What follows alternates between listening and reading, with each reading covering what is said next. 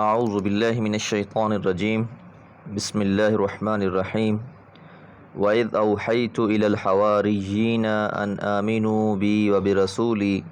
قَالُوا آمَنَّا وَاشْهَدْ بِأَنَّنَا مُسْلِمُونَ إِذْ قَالَ الْحَوَارِيُّونَ يَا عِيسَى ابْنَ مَرْيَمَ هَلْ يَسْتَطِيعُ رَبُّكَ أَنْ يُنَزِّلَ عَلَيْنَا مَائِدَةً مِنَ السَّمَاءِ قَالَ اتَّقُوا اللَّهَ إِن كُنتُم مُؤْمِنِينَ۔ سورۃ المائدہ آیات 111 اور 112۔ وَإِذْ اور جب اوحیتُ میں نے وحی کی الی الحواریین حواریوں کی طرف۔ حواری حضرت عیسیٰ علیہ السلام کے ساتھیوں کو کہا گیا۔ آپ کے زمانے میں آپ کے وہ ساتھی جو انتہائی مخلص تھے آپ کے مددگار بنے، اور حواری کے قریب قریب وہی معنی ہیں جو ہمارے ہاں انصار کے ہیں۔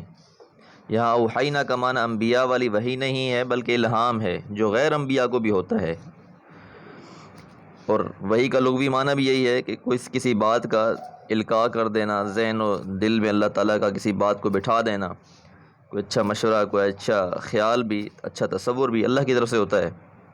اس کے لیے لفظ وحی بولا جاتا ہے، جس طرح قرآن مجید میں حضرت موسیٰ علیہ السلام کے بارے میں، حضرت موسیٰ کی والدہ کے بارے میں وَأَوْحَيْنَا إِلَىٰ أُمِّ مُوسَىٰ، ہم نے موسیٰ کی طرف وحی کی، یعنی ان کے دل میں یہ بات ہم نے ڈال دی۔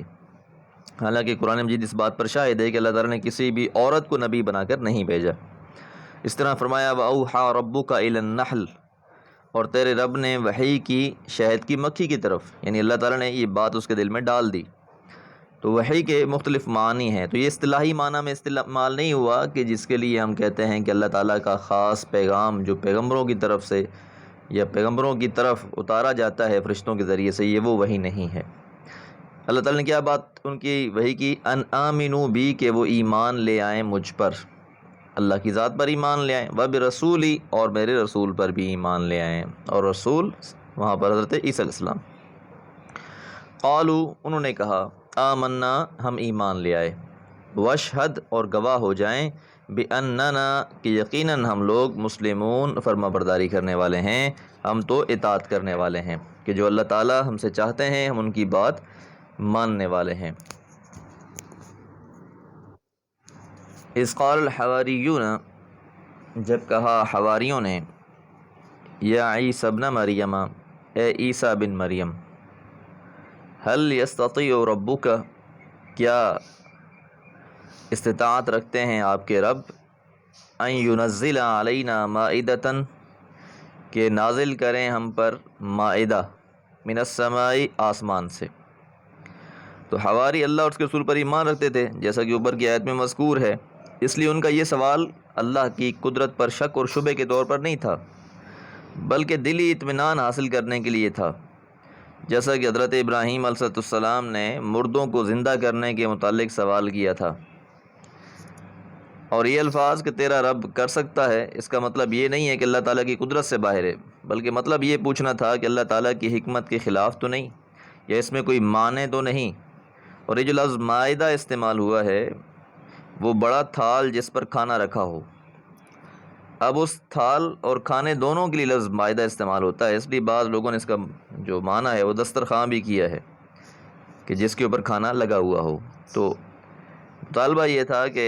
اللہ تعالیٰ کوئی آسمان سے ایسا دسترخوان اتاریں، ایسا کھانا اتاریں کہ وہ کھانا ہمارے سامنے نازل ہو، ہم دیکھیں اسے اور اس کو کھائیں بھی صحیح، جنت کے کھانوں میں سے وہ کھانا ہو، تو اس طرح یہ ہے کہ ہمارا ایمان مزید پختہ ہو جائے گا۔ تو ایمان تھا، یہ ایک مطالبہ تھا قوم کی طرف سے۔ تو جواب میں پیغمبر حضرت عیسیٰ علیہ السلام نے فرمایا، قال اتقوا اللہ، فرمایا اتقوا اللہ، اللہ سے ڈرو،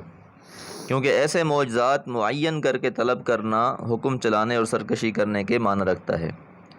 اس لیے اللہ سے ڈرو اور ایسا سوال نہ کرو۔